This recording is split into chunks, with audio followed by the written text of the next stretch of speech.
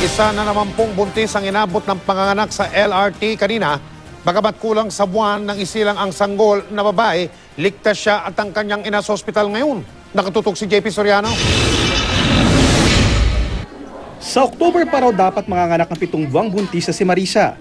Pero kanina, bigla raw pumutok ang kanyang panubigan. Kaya mula sa bahay nila sa Antipolo, agad silang bumiyahis ng kanyang mga magulang para pumunta sa Fabella Hospital.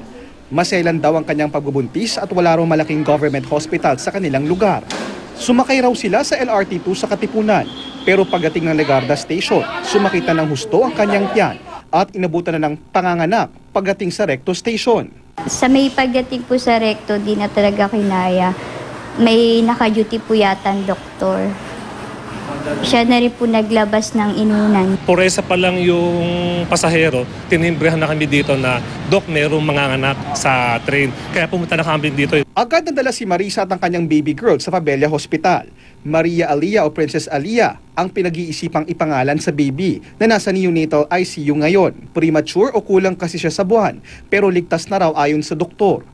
Labis na nagpapasalamat si Marisa sa mga tumulong sa kanya sa LRT2. Ngayong taon pa lang, 3 beses nang may nanganganak dito sa LRT, 2 beses doon sa Line 1 at unang beses ngayong taon dito sa Line 2. Simula year 2000 hanggang ngayong taon, umabot na sa 16 ang inabutan ng panganganak sa LRT Line 1. We're looking at may grupo ng mga doctors from PGH. They're offering free na i-train nila yung further yung ating mga staff sa ganun nga sa childbirth procedure. Isa lang si Marisa sa mga ina na muntik nang malagay sa alanganin ng buhay dahil inabutan ng panganganak sa alanganing lugar.